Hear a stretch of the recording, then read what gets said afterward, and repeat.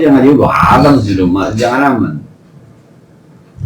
Berhenti kita berdampingan dengan hidayah Allah, maka khawatir la yadurukum man dhalla idza tadaitum. Kan syaratnya idza tadi. Dah.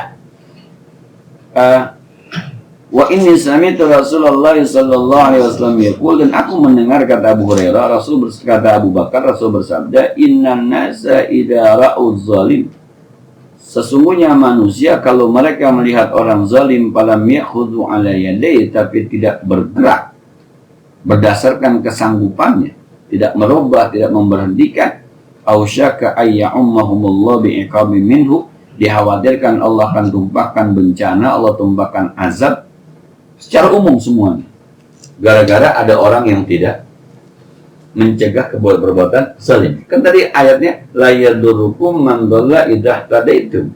Kamu tidak akan terkena apa-apa pada orang kalau selama kamu mendapatkan hidayah. Maka kalau ada kezaliman, kamu tahu kezaliman pada diem aja, kena semua enggak? Harus ada yang ngomong. Yang punya kuasa dengan kuasanya. Yang punya duit dengan duitnya, kira-kira begitu. Tempat maksiat, gue nggak demen. Dia mau jual nggak? Gue beli. Kira-kira begitu tuh. Dia bikin musolah aja nih. Tempat maksiat nih. RT, RW, lurah, sampai kepada presiden. Kalau pada diem aja, dikhawatirkan nanti semuanya akan terkena azab. Di rumah ada, kalau ada anak agak sembahyang ya jangan diem aja kita. Kita punya kekuasaan untuk bilang bayang. Di rumah ada SD, kalau kemana-mana masih belum pakai hijab, belum pakai jilbab, boleh lah dia jangan. Bagaimana sih carinya? Kalau mau paling bagus, gue beliin. Yang paling bagus, yang belum keluar gue beliin.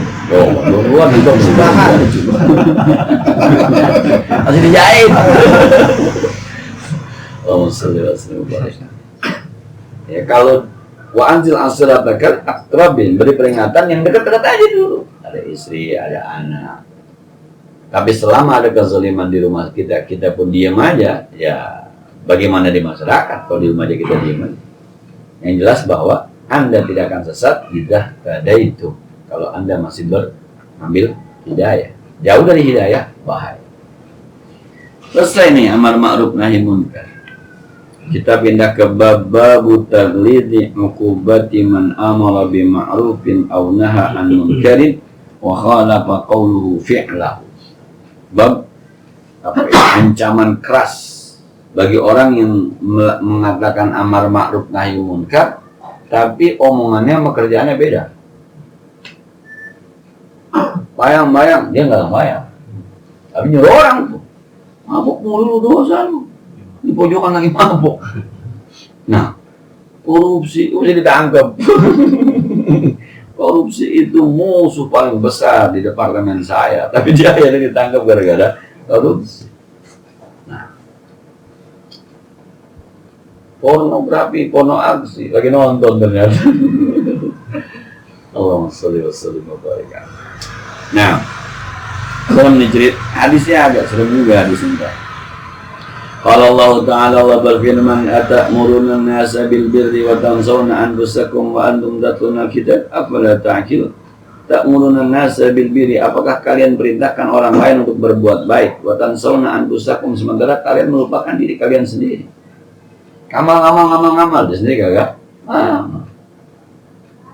Hidup biar rapi, buang sampah di tempatnya, dia sendiri buang sampah sembarang. Nah, sama anak gitu kalau ngomong biar benar, kalau dia sendiri ngomongnya bohong, bapaknya mana. Aduh, namanya.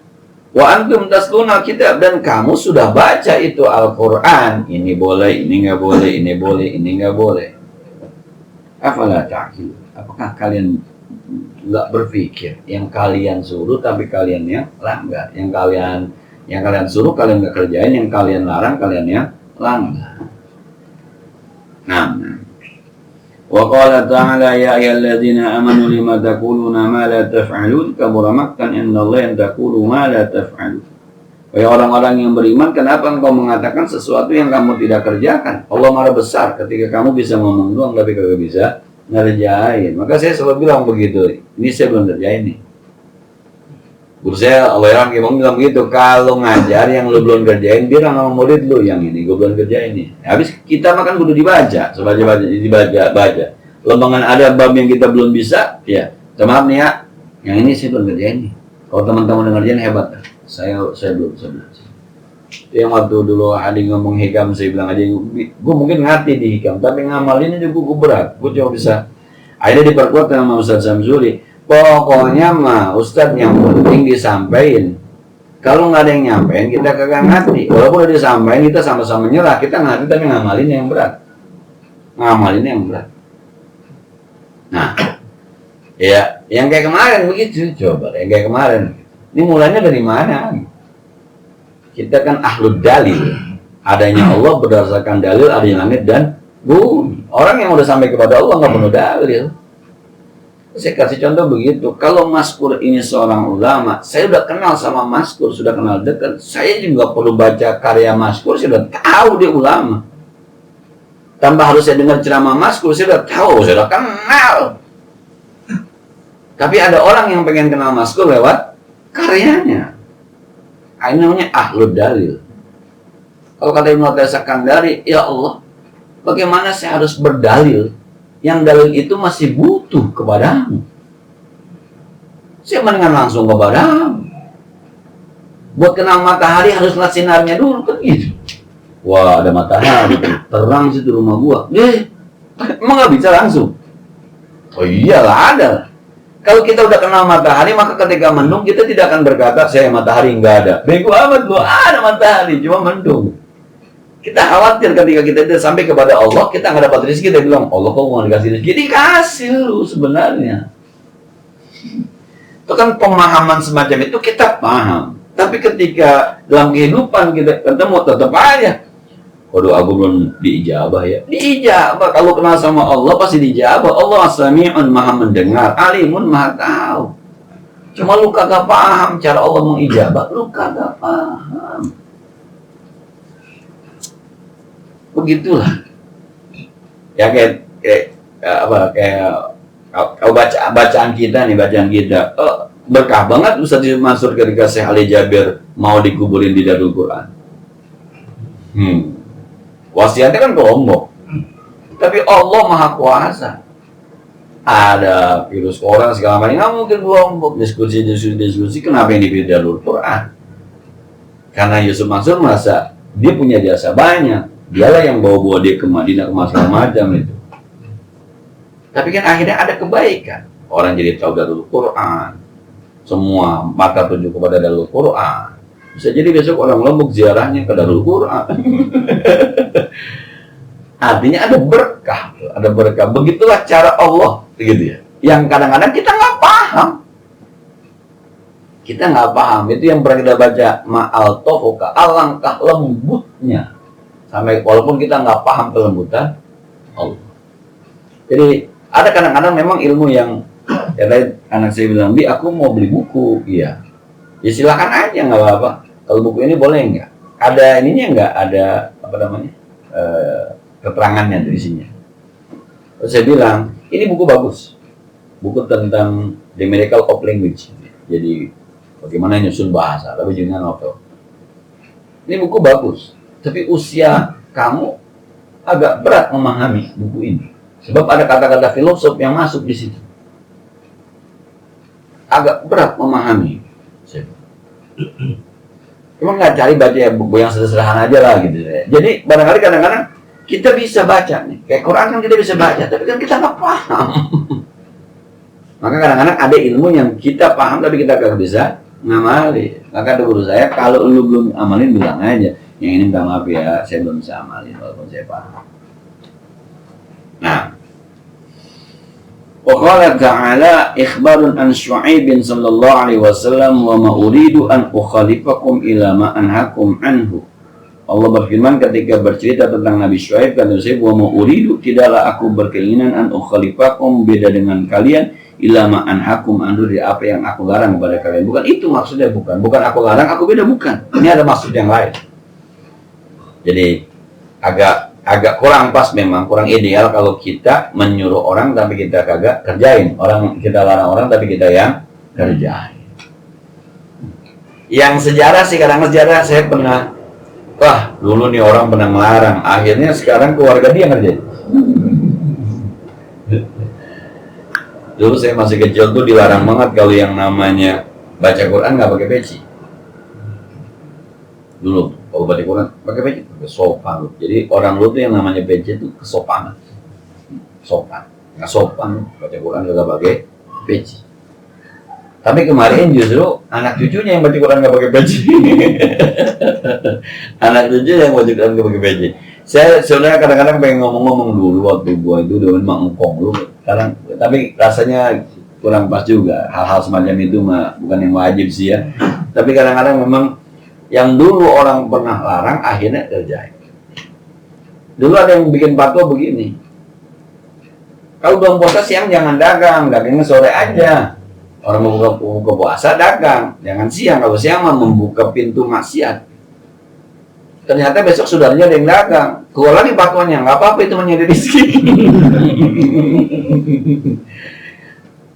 Kadang-kadang lu, aduh, istiqomah memang susah istiqomah. Yang susah itu mengerti kita bilang salah, semua harus kita katakan salah, mau siapapun bahwa itu adalah salah. Itu yang mungkin bahasa Quran qulil haqqa walau kana murran. Katakan yang baik sekalipun itu pahit, mungkin begitu kan. Maka kadang-kadang ketika yang salah itu, ya tadi itu ketika ada kesalahan kita diem aja, khawatir seperti Bani Israil, la yatanahawna an munkarin fa'alu, mereka tidak saling melarang. Nah, ya pokoknya yang belum kita bisa kerjain, kalau saya baca bukunya motivasi itu judulnya Nyalakan Lilinmu, dibilang kalaulah Anda perempuan tidak berjilbab, jangan juga maki-maki orang yang pakai jilbab. Kalau Anda sudah tidak mau bersedekah, jangan juga monten orang sedekah. Sedekah 2.000, buat apaan 2.000? Dia sendiri kagak sedekah. Cukuplah dosa kita tidak mengerjakan perintah Allah, jangan ditambahin sama menghina orang yang menjalankan perintah Allah. Wah, yang ke masjid kalau kagak ikhlas sama dia bohong. Dia sendiri kagak ke masjid, udah lalu di rumah aja, jangan komentin itu. Maka sekarang saya kalau ngomong, lu ke masjid sembahyang bayang aja, mau ikhlas mau kagak. Taruh pahala ikhlasnya lu nggak dapet, tapi pahala jamaahnya dapet. Pahala ikhlasnya lu kagak dapet, tapi pahala jalan ke masjidnya dapet. Pahala ikhlasnya lu nggak dapet, tapi salaman sama orangnya kan ada pahalanya dapet, senyum sama orangnya dapet. Udah nggak bisa yang sempurna. Sedekah, gua kagak ikhlas, nggak apa-apa, sedekah aja. Kan yang kagak ikhlas mah yang maksa. Biasa sedekah 10.000, 50.000 kan maksa tuh. Itu jihad tuh. Ikhlasnya kagak, tapi jihadnya dapet. Mereka kayak begitu tuh, ngelawan nafsu tuh. Pada gue beli es, gue masukin kantong amal. Tapi kalau pengen lewat, tadi gue beliin es aja. Tapi mengalahkan itu tuh jihad. Ikhlasnya kagak, tapi jihadnya ada. Paling kagak udah usaha untuk melawan. Udah. Nah, kayak ngaji kita datang begini. Kalau bahasa saya gua gak ngerti, ngertinya bisa jadi lo kagak dapet. Tapi duduk di majelis ilmu satu waktu itu lebih baik daripada 1.000 rakaat sembahyang sunnah. Belum lagi kita silaturahmi ada. Belum lagi tuan rumah minta sedekah ada, jaburannya ada. Ada apa kagak? Ada.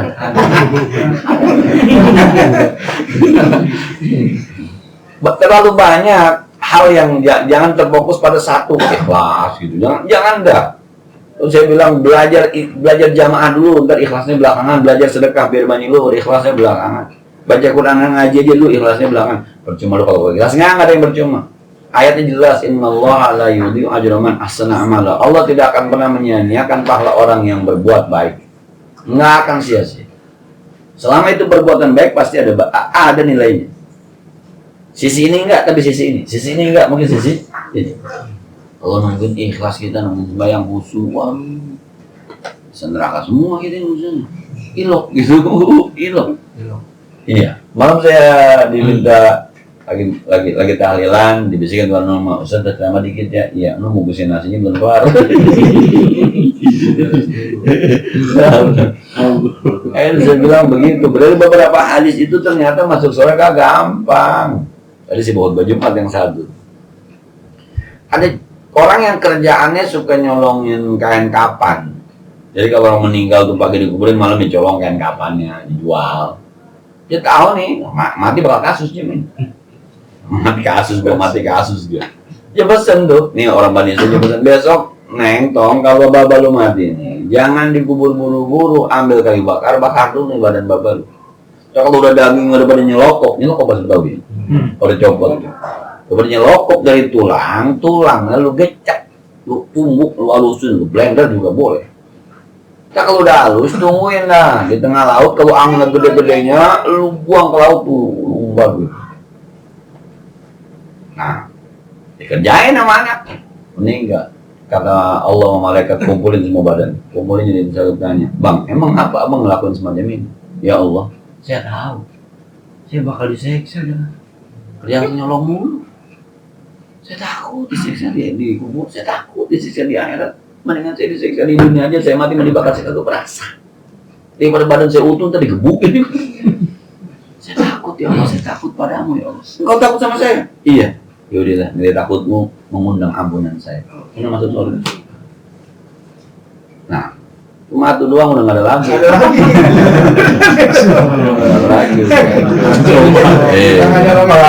Kamu udah senang banget belum aja nih. Udah tahu diri kayaknya saya. Kondisi. Kan saya bilang ketika ya, kalau buat kita sekarang rasa takut kita kepada Allah itu bisa menghantarkan kita ke surganya Allah. Ya ketika kita subuh kesiangan, takut kesiangan, kemudian zuhur takut ketinggalan, jam ngaji takut itu takut yang semacam itu tuh yang di jalan Allah. Itu mudah-mudahan sama modelnya. Nah, apa iya? Maka ketika melihat Allah Maha Pengasih segala macam, enggak begitu gitu. Jadi saya bilang ini kan masa berojak ya, masa penuh harapan bukan masa khauf. Nah ini lagi masa khauf di mazhabnya nih. Ala kulli hal. Jadi banyak amal ibadah yang satu sisi mungkin tidak bisa diterima, tapi di sisi lain bisa diterima. Kan itu yang innamal a'malu binniyat. Kalau postingan hari kemarin kan begitu. Kalau Anda ketemu guru, hilangkan ilmumu. Walaupun pintaran kita, tapi guru bagi bego aja udah. Kalau Anda ketemu orang tuamu, hilangkan logikamu. Babo hilangin udah. Emang babo mama gitu modelnya udah. Jangan pakai logika. Kalau kamu ketemu temanmu, hilangkan kepentinganmu. Jadi belajar bego di depan emak, di depan baba itu juga ibadah. Yang saya bilang sama almarhumah ibu saya selalu dibeli beli somai. Baru kemarin sih dibeli somai 3 bulan 4 bulan yang lalu. Yang saya bilang sore nggak makan mak, enggak makan apa? Ada uang somai enggak? Ada beli somai. Ya saya bawa piring beli somai. Udah tua bener kita beli somai. Nah, jangan pakai logika. Nggak apa? Terus gua ustaz di mana-mana gua kayak beli somai. Ini lagi yang orang tua. Hal semacam itu juga kan dalam tanda petik itu juga ibadah, itu juga ibadah. Nah, ya kita di depan guru kayak Mahfuz Makmun, kayak Sufyan Hadi diomelin ya udah duduk aja udah jangan pakai syukurumin yang atau siapa kali enggak begitu enggak udah diem aja udah hilangkan tuh. Kalau udah ketemu teman-teman bicara teman hilangkan kepentinganmu kecuali sama bisnis lain cerita gue nyari untung lain cerita ini kan nggak ada cerita untung rugi di sini. Hilangkan kepentingan. Nah ketika itu juga ibadah gitu. Seperti kalau kata Gus Bah, sunnah Nabi kan baca hadis kita sunnah Nabi, tidur baca bismika Allahumma ya sunnah Nabi, besok bangun biru alhamdulillah aja nabak sunnah Nabi, main subuh jamaah sunnah Nabi, Allahu Akbar sunnah Nabi, ruku sunnah Nabi, sampai sunnah banyak banget sunnah Nabi. Udah jangan dibagi-bagi ada ustaz sunnah, ada ustaz bid'ah. Semuanya dilakukan sunnah Nabi, semuanya. Ini kan mansalah katolikan yaltamisu bihi ilman sahalallahu tariqal jannah. Orang yang digampangkan jalan yang menuju majelis ilmu, digampangkan jalannya menuju surganya Allah. Kan sunnah Nabi. Ya malam Sabtu kita ngomong, kemarin itu dimudahkan jalan. Minggu subuh. Ya, maka kata kayak Mahfuz Makmun tuh, lu bayangin pul jalan begitu. Subuh orang bisa ngumpul lah beli dari 100 orang aja. Nyari apa aja itu? Ya kagak nyari apa bang. Ngaji juga pada bisa pada ngabdi itu gue datang. Itu kalau orang muda dimudahkan dia begitu aja. Jangan ngomongin ikhlas, orang jadi datangnya subuh-subuh udah luar biasa. Nah, yang ikhlas kagak ikhlas udah bener itu. Yang kagak bener yang nggak ngaji. ngomel mulu. Wa Nabi Zaidin Usama Zaid bin Harithah radhiyallahu anhu qala sami'tu Rasulullah sallallahu alaihi wasallam yaqul yu'ta bir-rajuli yaumal qiyamah. Riwayat dari Abi Zaid Usama bin Zaid bin Harithah radhiyallahu anhu, dia berkata, aku mendengar Rasulullah SAW bersabda, nanti didatangkan seorang laki-laki pada hari kiamat, fayulqa finnar, maka laki-laki itu lemparkan ke neraka. Laki-laki lemparin ke neraka. Fatandaliku akta bubatnihi fayaduru biha kama yadul himaru firraha. Maka ketika turun ke neraka, api isi perutnya berantakan. Saking sakitnya, kalau kata kita celeng itu muter meliling seperti himar lagi dipakai buat giling apa namanya, tepung. Perlu giling tepung begitu tuh, muter tuh zaman Nabi itu. Kalau kita celeng, saking sakitnya muter begitu. Nah, orang-orang yang udah nyeburkan neraka bingung. Waya jitami lagi ahlun nar, maka ngumpul neraka ngeliatin, kayak gua kenal itu. Mati Jumat ini suka ceramah ini. Yang kalau kita di pinggir rel suka nasihatin kita aja.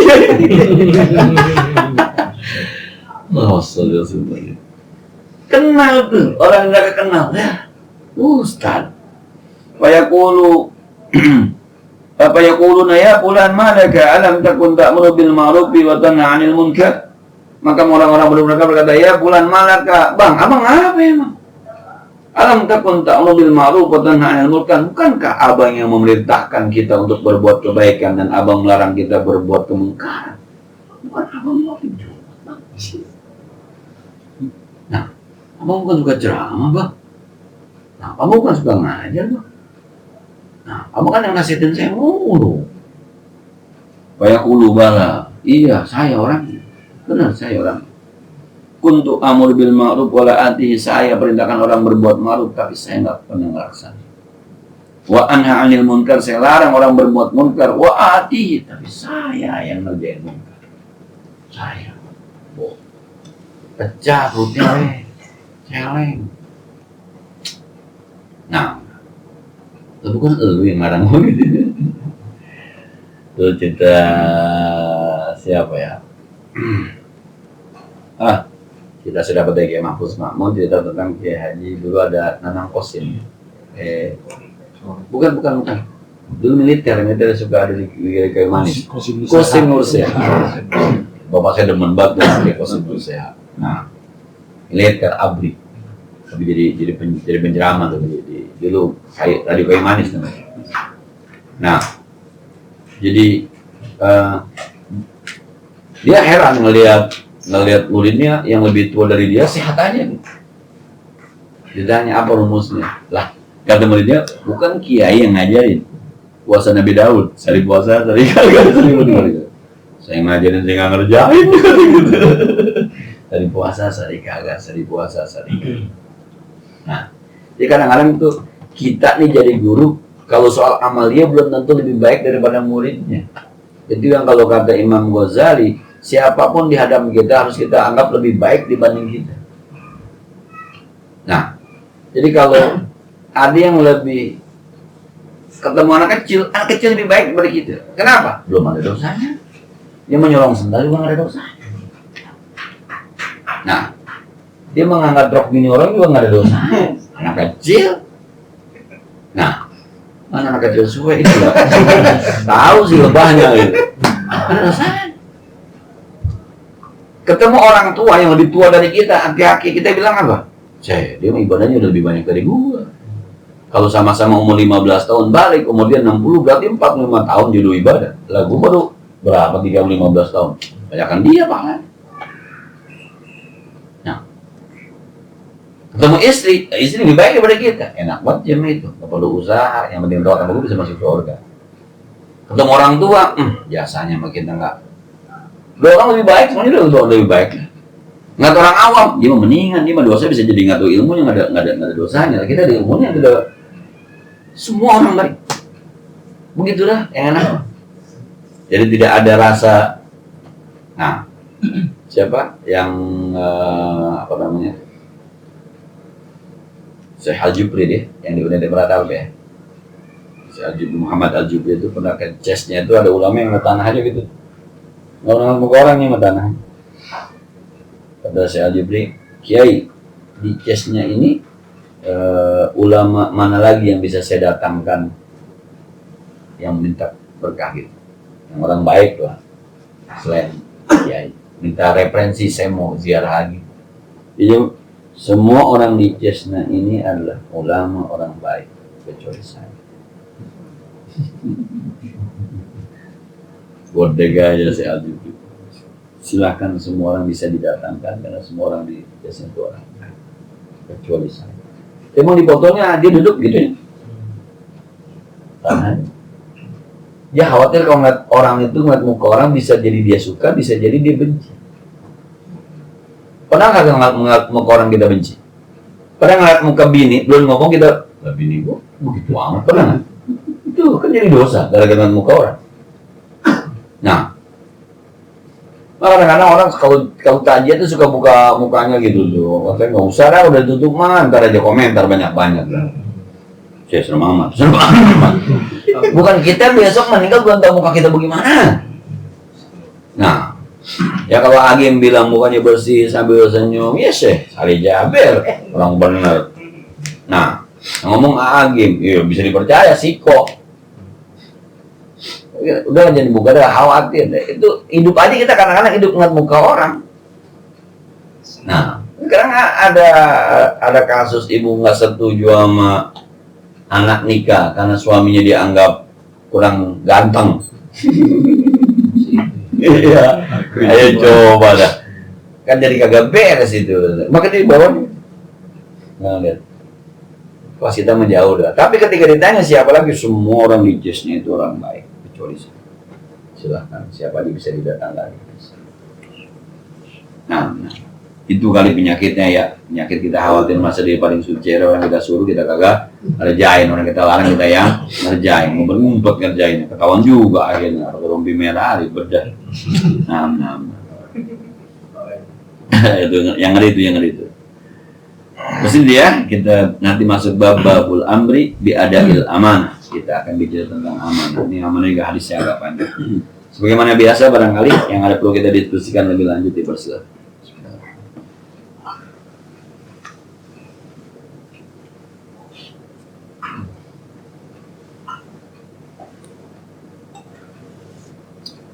Ini satu di luar konteks Ya. lebih ke minta nasihat Ustaz. Minta nasihat, mungkin minta fatwa juga Ustaz. Supaya hilangin gangguan Ustaz. Masalah bansos ya, kurang lebih 9 bulan kemarin itu bansos yang diberikan sama pemerintah ini dulu berbentuk barang, kemudian didistribusikan ke wilayah-wilayah di Jakarta. Itu sebetulnya bansos itu Ustaz, sudah ada datanya siapa penerima. Tapi biasanya jatuh ke lingkungan itu kita bagi rata, karena ada yang tidak dapat di lingkungan ini, banyak juga yang tidak dapat. Kesepakatan lingkungan itu dibagi rata aja. Ini kemudian berubah, Menteri Sosialnya jadi Bu Risma, akhirnya berubah juga bentuk bansosnya menjadi duit. Itu kemarin beberapa hari yang lalu sudah pencairan. Itu kita bingung tuh saat ketika bentuknya uang, mau nggak dia berbagi sama orang yang nggak dapat. Pada akhirnya kalau kita khususnya di RT 8, saya Julham dengan pengurus yang lain akhirnya coba untuk ambil jalan tengah. Kita minta keikhlasan warga untuk berbagi dengan warga yang tidak mendapatkan bantuan. Maka akhirnya kita sepakat, akhirnya satu kakak yang mendapatkan itu kita potong 50.000, dan itu sudah kita informasikan ke warganya itu bahwa nanti pada saat dia menerima uang bantuan itu ada petugas kita yang siap menerima berbaginya dia itu 50.000. Nah ini kemudian akhirnya di medsos ramai itu Ustaz. Itu, makanya saya mau minta fatwa kalau memang ini hilangkan keraguan. Ini pakai logika sendiri saya akhirnya sama Julham, sama Soma, sama teman-teman pengurus. Takutnya ternyata itu yang kita lakukan salah Ustaz. Makanya kita minta fatwa dari Ustaz. Oke. Kira-kira kita lakukan seperti itu gimana? Hak dia soalnya, hak dia. Pada saat itu dia mungkin bilang ikhlas, cuman punya ngeri-ngerinya. Masalahnya kan begini, data yang turun dari pemerintah itu kadang-kadang kayak dulu sembako pertama kan rusuh. Yang awal itu rusuh. Kenapa rusuh? Sebab yang dulu tercatat sebagai mohon maaf orang yang memang layak diterima, sekarang udah nggak layak, tapi masih ada namanya. Sementara yang namanya sebenarnya layak, sekarang udah nggak layak, nggak ada namanya. Tuh, repotnya emang begitu repot. Jadi kalau dulu kan bahasanya yang dapat presiden kagak dapat gubernur, yang dapat gubernur kagak dapat presiden, orang beras bagi-bagi aja, bongkar lagi kan.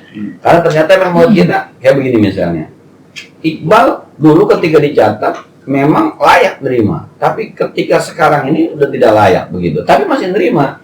Sementara Anto yang dulu nggak layak, sekarang layak, kan menjadi juga. Nah, emang yang parah ini emang di RT sekarang. Saya setuju kalau dikumpulkan dulu semuanya, kemudian diajak bicara, saling berbagi. Jangan seperti kejadian di Durigo Sambil itu kan jadi rame itu, 30.000 rame. Nah, tadi saya ngobrol-ngobrol waktu ziarah di makam ibu tuh ngobrol banyak. Ada juga yang makan 100.000. Di Bojong begitu juga. 100.000 dipotongnya. Jadi dikumpulkan lu semuanya. No, Nyai Ano susah nggak dapet. Ditunjuk bener memang. No, jangan lu tau kan? Ya nggak dapet. Ayolah, potong 100.000, minta 100 sekian buat si A, si B. Oke. Saya bilang nggak. Selama yang ya udah nggak apa-apa lah, orang sama-sama susah gitu, nggak masalah, harus disepakati nggak masalah. Nah, emang enak begini, yang setuju nunjuk, yang nggak setuju awas. Itu bagian Julham memang. Datanya kan ini juga susah gitu, cuma nggak ada datanya, ini juga susah. Nah di tempat saya ada yang dapat, memang yang lain dapat. Akhirnya beliin barang juga dibagiin orang. Dia dapat, tapi dia mestinya dia nggak dapat. Karena memang datanya masuk dia dapat. Akhirnya dengan kerendahan hatinya deh ya. Karena masih banyak yang dalam tanda petik emang yang lain. Akhirnya dia belikan sesuatu, dia bagiin. Karena memang yang mesti dapat dia orang, bukan saya.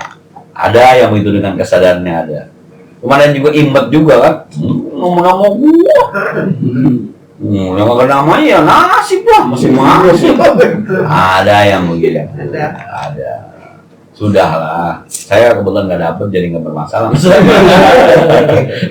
Jadi memang hal semacam itu tadi saya lihat ternyata memang banyak, ada yang 100.000, ada 50.000. Ini kan demi kebersamaan. Yang penting satu, jangan ada yang itulah yang dalam petik bikin status segala macam. Kalau sudah disepakati, ini ada engkong ini susah, ini adanya ini susah, itu ada mbak itu dan mas itu susah. Lu lihat, dia nggak ada. Dulu waktu data ini memang dia masih dapat. Kenapa? Karena masih layak. Sekarang karena kolonnya berhenti kerjanya. Dulu tanggung sama anaknya, sekarang anaknya berhenti kerja. Kan kira-kira begitu. Nah kalau datanya ada, udah ya, yuk kita sama-sama aja potong ya. Nanti ini buat. Walaupun lu udah mampu 300 jadi 250 jadi cuma 250 no, kira-kira begitu tuh paling kagak. Nah, tadi bahkan ada cerita begitu, ada ya bahkan nenek-nenek dua nih pakai bahasa emang RT-nya juga yang bego. Kata RT-nya bukan dari saya Nyai. Nama gua kan ditulis seperti itu. Apa nenek-nenek bang? Nama gua kan ditulis gitu. RT juga yang bego bisa. Bergajinya jarang-jarang. Emang nih sekarang yang luar biasa capek itu RT-nya. Walaupun ada juga yang kadang-kadang bermain dalam tanda petik nggak beres juga RT juga sekarang. Nah, Luki pernah ngomong begini, emang nggak bisa itu KTP nomor DIK-nya jadi ATM? Kan udah ada ininya, kan udah ada chipnya. Jadi kalau kita dapat tuh KTP kita ada ATM di pos dan giro yang kita masukin ATM, masukin nomor KTP, oh tinggal sesi masuk ke sangat bisa itu. Akhirnya RT juga nggak gini nolak sendiri tuh. Dia ini, gua nggak dapet, gua nggak tahu, nggak bisa itu. Yang teknologi 4.0. Nah, boleh harusnya bisa tuh, harusnya bisa. Kan KTP-nya kembar, ternyata ada 2. Nah, jadi kalau itu memang dalam tanda petik mereka pada mau pada ikhlas, ya jauh lebih baik. Jauh jangan 50.000, 100.000 jauh lebih baik. Nah,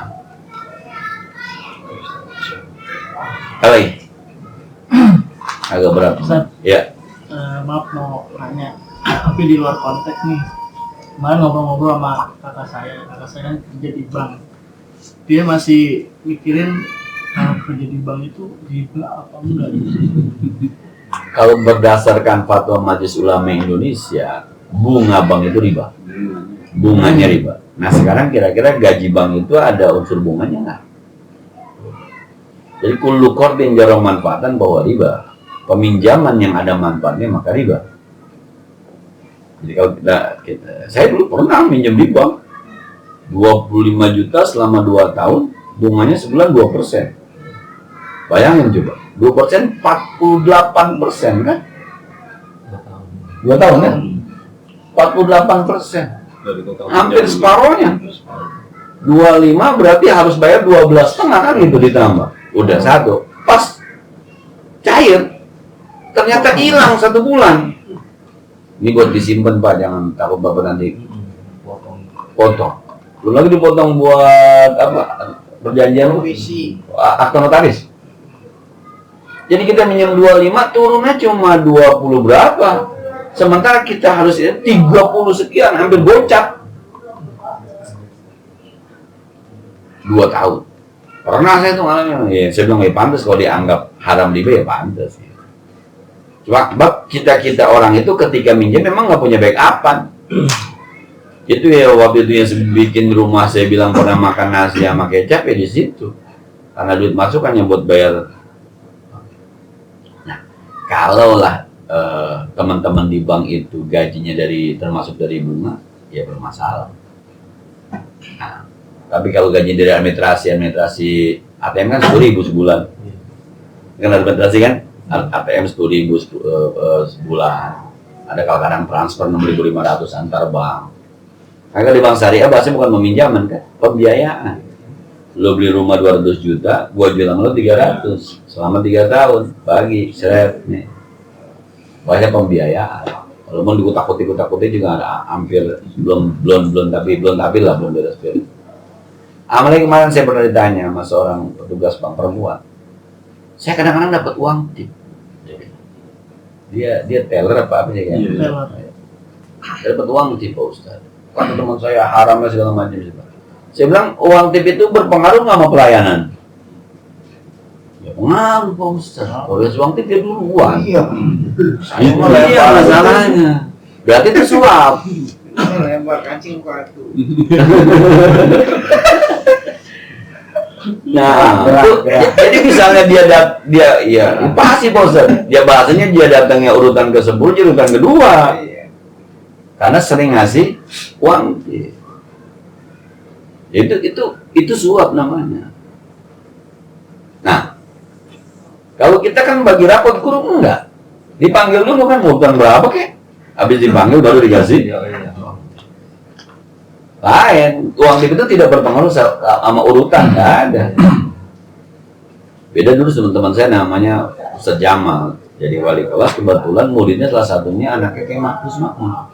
Kayak Mahfuz Makmun ketua umum yayasan ngambil rapot seperti orang tua duduk aja.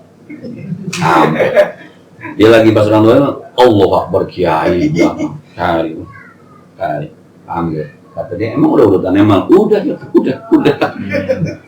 Emang udah harus saya nih sekarang? Iya udah. Padahal masih di bawah masih tengah. Ya, ini kan nggak ada hubungannya sama ini nggak bicara khidmat ya, bicara taksir. Jadi itu dia masalahnya. Sama teman-teman yang saya jadi satpam di pabrik bir bintang, saya sama. Begitu kira-kira. Kira-kira gajinya dari situ nggak? Kira-kira begitu. Kalau dipastikan dari situ, saya nggak tahu dari situ kagak kan saya nggak pernah kerja di situ. Gitu. Itu dia pasti ngepek kemana-mana gitu, Tapi ada ulama Ustaz yang bilang kagak haram ya terserah. Ya kalau mau berpegang dengan yang bilang nggak haram ya silahkan. Nggak usah ragu-ragu, selama Anda ragu-ragu berarti Anda sebenarnya iya berarti kalau masih gua pegang sama yang ulama bilang fatwa kagak haram aja riba ya silakan. Bunga bank bukan riba ya silakan. Tapi hidupnya kagak tenang, berarti itu masih nggak yakin berarti. Kira-kira begitu. Nah, kalau kata Mu'allim Syafi'i Hazami almarhum yang saya sebut namanya juga, ada ulama yang bilang bunga bank haram, riba, ada yang bilang riba. Kalau Anda tanya saya masih takut sama neraka. Saya mendingan saya bilang haram aja. Jawaban, saya masih takut sama neraka. Saya mendingan saya jawab haram aja walaupun ada yang bilang nggak haram. Tapi ada juga kiai yang bercanda begitu. Ya tergantung kiainya. Kalau kiainya duitnya banyak di bank ya halal. Kalau kiainya duitnya dikit di bank ya halal. Gitu ya. Jadi ya. Ya maya ribu daripada nggak tenang tinggalin aja supaya kepada yang tenang. Sebab kita dijaga sama Allah itu di dunia ini salah satu ketenangan kita dengan rezeki yang halal. Naik motor emang punya kita halal, kita nggak khawatir. Kita makan halal, kita nggak khawatir, nyaman kita, ketenangan kita dijaga oleh Allah dengan rezeki yang ragu-ragu bahaya. Kemarin udah turun BSU, bantuan subsidi upah buat guru. Itu ada perjanjiannya di situ. Gajinya tidak di atas 5 juta. Saya bilang ada teman yang dari Parlemen Agama. Ini termasuk kontrakan nggak? Termasuk amplop Jumat nggak? Termasuk amplop sama nggak? Lah kalau masuk, saya nggak berhak dong. Belum ada petik, mohon maaf. Teman, nggak usah itu gaji pokoknya doang. Kalau gaji pokok gua aman. Boleh dah. Gua boleh ngambil kalau gaji pokok. Nggak gaji pokoknya tidak sampai 5 juta. Oh iya, kalau gitu gua aman. Kalau pendapatan khotib Jumat, ceramah dihitung, gua nggak aman gua. Kadang-kadang lebih. Anda lebih ya, kan ada juga, iya besok. Ya emang begitu. Itu yang kadang-kadang orang ributnya. 1.800.000 tidak ada embel-embelnya. Harus embel-embelnya sebelum dipotong pajak. Begitu mestinya. Maka ketika sampai di bank turunnya 1.710. Dipotong pajak berarti 90.000. Kita mengerti aja. Pas mau diambil kata bank harus dibekep 50.000. Kurang lagi. Ada teman dari guru mana di BRI. Otomatis saya duit dibagi sih bang, ambil aja bang, duit dibagi ini saya gitu. Duit dibagi sih ujung-ujung bukan duit kita. Duit dibagi udah ambil aja, tinggal bersyukur doang. Nggak mau ngapain dibagi duit 1.550.000 antri setengah hari doang sih. Orang-orang kerja seharian 200.000, 125, 250. Lu kagak mau ngapain 1 juta nih pakai ngomel. Kata saya lah mati. Mana ada orang yang emang apa sih lu marah banget dipotong kayak gitu? Bukan, gua udah minjem itu tangga sudah 100 lagi. Kalau enggak belum dulu udah minjem. Apa 1.800? Minjem itu tangga gua sudah 800. Turunnya 1 juta 150. Diadu lu.